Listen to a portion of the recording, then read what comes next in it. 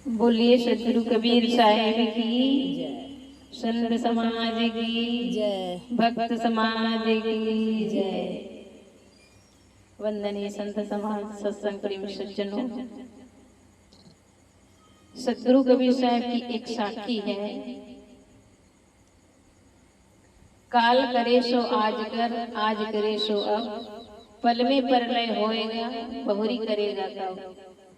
इस साखी के माध्यम से सतगुरु कबीर साहब हम सबको यह कहना चाहते हैं, समय की योग्यता को, समय की महत्व को समय पे समझना चाहिए।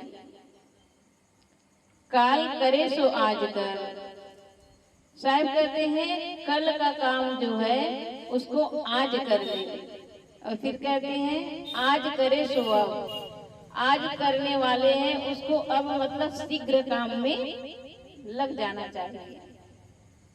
तो साहब कहते हैं कि कल का काम आज कर ले, आज का काम शीघ्र ही काम में लग जाना चाहिए।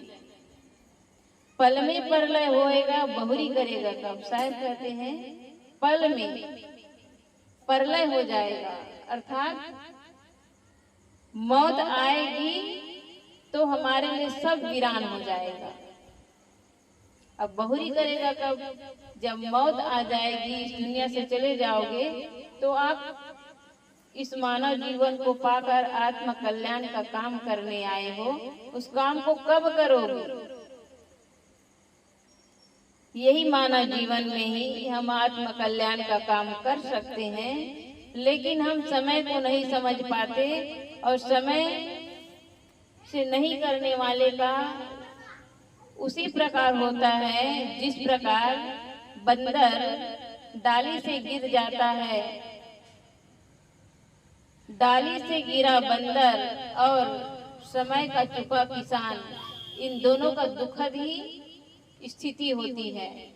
क्योंकि एक किसान होता है, समय पे अगर खाद पानी बीज ना डाले, और जब बीज समय पे नहीं डालेगा तो फसल सही नहीं होगा, उसमें बीज नहीं आएगी, तो वह अपने परिवार को कैसे पालेगा।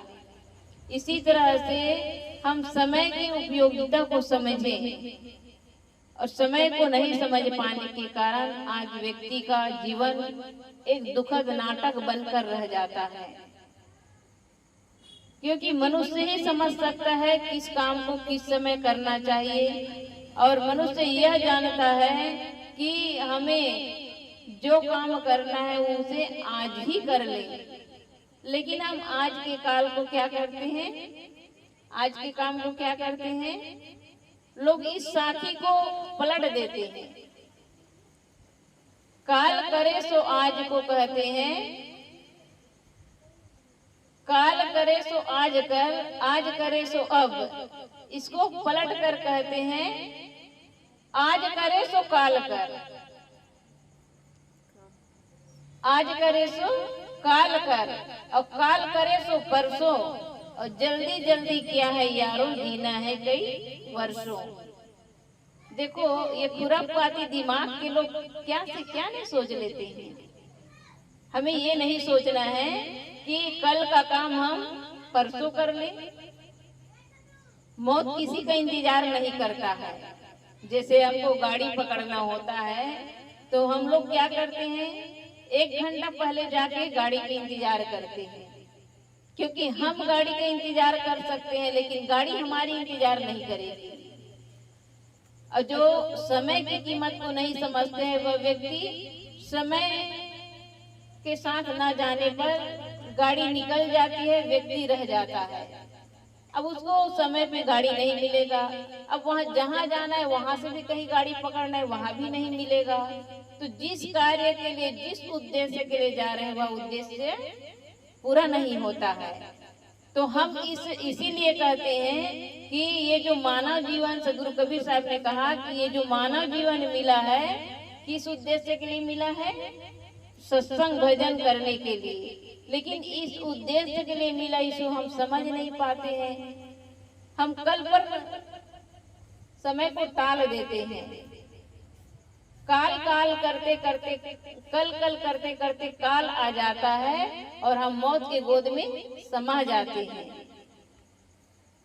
तो मौत के गोद में समाने के पहले हमें समय की कीमत को समझना चाहिए, क्योंकि व्यक्ति समय की कीमत को नहीं समझता है तो इतना बड़ा दुख हो जाता है, इतनी पीड़ा होती है कि व्यक्ति अपनों से ही दूर हो जाते हैं। एक चित्रकार के मन में हुआ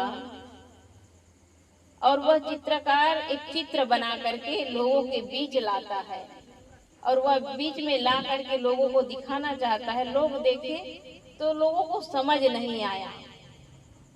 उस चित्र को देखे तो लोगों को ये समझ नहीं आया कि ये चित्र क्या है, क्योंकि उस चित्र के चेहरा बालों से ढका हुआ था, चेहरा बालों से ढका था और पीछे गंजा था, सिर के पीछे बाल ही नहीं था, गंजा था और उस चित्र के पैर में पंख लगा हुआ था। लोग कहे कि ये चित्र किस चीज का है, कुछ समझ नहीं आता है। तो वह चित्रकार कहते हैं कि ये समय का चित्र है। किस चीज का चित्र है? ये समय का चित्र है।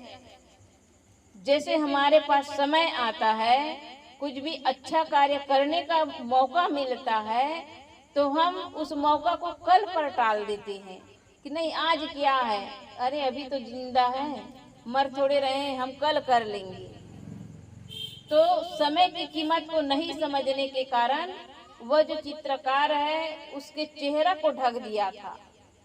किसका चेहरा? उस चित्र में व्यक्ति का चेहरा था, उसका चेहरा ढक दिया था। ढकने का मतलब होता है कि हम समय की कीमत को नहीं समझते हैं, इसीलिए चेहरा ढक जाता है। लेकिन यह जो समय है, जब समय चला जाता है पीछे से पकड़ना चाहते हैं, वो पकड़ इसलिए नहीं आता है कि उसमें बाल नहीं है। बाल होता तो उसे पकड़ लेते।